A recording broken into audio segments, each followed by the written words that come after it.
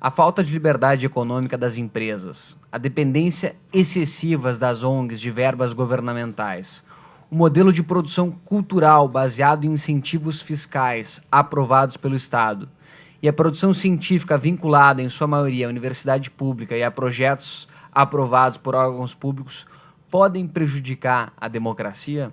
Será que esses setores possuem liberdade de expressão ou será que eles são neutralizados para não criticarem o governo por meio dessa dependência? Em primeiro lugar, eu não estou dizendo que a existência de uma norma é suficiente. Eu estou dizendo que precisa ter uma norma pública. São coisas diferentes. É óbvio que sempre tem normas. Qualquer grupo de criminosos que se reúne para ganhar dinheiro cria uma norma para fazer isso, né? Eu estou falando de normas públicas. As normas que regem a atividade estatal no Brasil são bem pouco públicas, em muitos casos. São normas que foram privatizadas por um Estado que foi privatizado. Então, quando se discute eleições, era o momento de se discutir certas normas. Por exemplo, certas normas. Quais são os cargos em comissão de indicação privativa do presidente, do governador e por aí afora? Isso é a norma. Uma mudança nessa norma criaria, de repente, uma mudança política extraordinária no Brasil.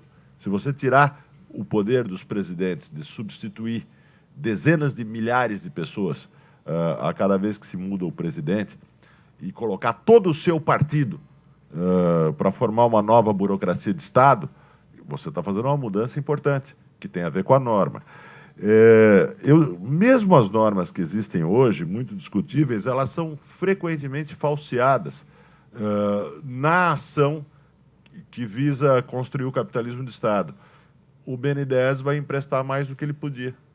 Acabou de se decidir que o BNDES vai deixar para lá a norma dele e emprestar mais do que ele podia para fazer Belo Monte e amanhã para fazer o trem-bala. Tá certo? Já se decidiu, sei lá como, eu não sei qual foi a enganação que criaram lá, mas o BNDES vai romper a própria norma que existia lá. Então, agora, o meu principal problema, eu quero insistir nisso, e daqui a pouco eu vou falar de educação, que eu acho que é o que tem a ver com essa pergunta, o meu principal problema é político. Quando um leninista liberal... Existe um leninista liberal, quer dizer, um doutrinário que quer aplicar a sua doutrina, começa a fazer propostas, ele começa a sonhar com os vouchers da Margaret Thatcher, aqueles que não chegaram a ser aplicados, nem mesmo com a Revolução de Thatcher na Inglaterra, para que as pessoas possam escolher a sua escola e para que se crie um mercado concorrencial de serviços públicos, de serviços de educação e por aí afora. Bom, esse tipo de proposta chegou a ser discutido na Inglaterra e não chegou a triunfar na Inglaterra. Esse tipo de proposta colocado aqui revela, na minha opinião, uma miopia absoluta sobre qual é o cenário político do Brasil. O cenário político do Brasil não é um no qual a população que vota esteja disposta a dizer, bom, o que precisa é privatizar os serviços públicos e criar concorrência nos serviços públicos. A população que vota é pessimamente atendida pelos serviços públicos. A Odebrecht é bem atendida pelas concorrências. A população que vota é pessimamente atendida pelos serviços públicos. Ela é abandonada pelos serviços públicos e ela paga impostos extremamente altos. Qualquer um que pretenda se opor ao capitalismo de compadrio, ao capitalismo de Estado, deveria apelar à população para que os impostos que ela paga se revertessem em excelentes serviços públicos, mas não num capitalismo de compadrio, não no desvio de dinheiro para o grupo de amigos do poder, tá? Não para se alimentar câmaras de vereadores milionárias por aí, não para se criar municípios, né? Nós estamos aí com vários projetos de criação de novos estados, né? próximos de passar no Congresso, porque a elite política sabe se reproduzir, né, a si mesma. Né? E, então, novos estados estão para ser criados, com os novos estados se criarão novos municípios e todo um imenso aparato. Quer dizer, essa discussão, quer dizer, o Estado está tirando o dinheiro do povo e pondo na mão da elite política, e pondo na mão dos empresários, que são os amigos da elite política e que organizam junto com eles esse estado de normas privatizadas.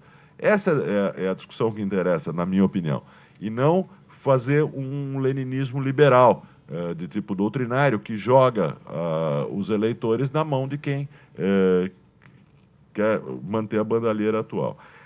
E a outra coisa rápida que eu queria falar é sobre educação, porque me preocupa muito quando se trata o tema da educação como um outro serviço público qualquer.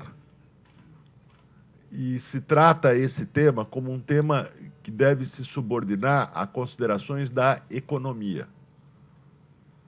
Então, se explica que uma série de agentes privados poderiam fazer a mesma coisa que o Estado faz na educação por um custo menor e com eficiência maior.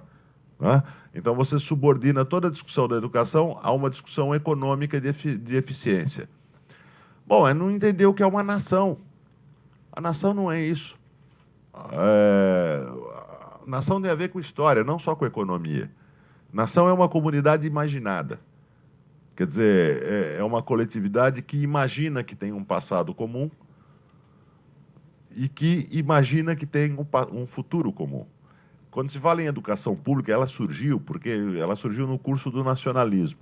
Ela surgiu para sustentar a imaginação da existência da nação. O imaginário da existência da nação é sustentado pela educação pública, que produz o nosso passado, que fabrica a nossa tradição, né? Que fabrica as nossas datas, que fabrica os nossos mitos de origem e por aí afora. É por isso que a educação é pública. Não é porque isso é mais eficiente economicamente. Né? Bom, e não adianta imaginar que a nação é uma coisa incompatível com a economia liberal. A nação é o lugar onde apareceu a economia liberal. A nação é o recipiente histórico da economia liberal. Então, me preocupa um pouco quando se faz uma discussão que não leva em conta a importância extraordinária do Estado do ponto de vista político para a maioria da população e a importância extraordinária do Estado para certas funções simbólicas que ele deve cumprir. Né? Porque eu acho que se levasse essas coisas em conta, haveria mais chance de se ganhar os eleitores, que é quem no fim vai... No fim, são eles que vão decidir essa parada não vai ser decidida no debate, essa parada vai ser decidida numa eleição, de se ganhar os eleitores para atacar o verdadeiro monstro. E o verdadeiro monstro é o monstro de uma elite política que se entrelaça com uma elite econômica, eliminando a fronteira que existe entre as duas. Né? Então, acho que é importante pôr o foco no monstro de verdade.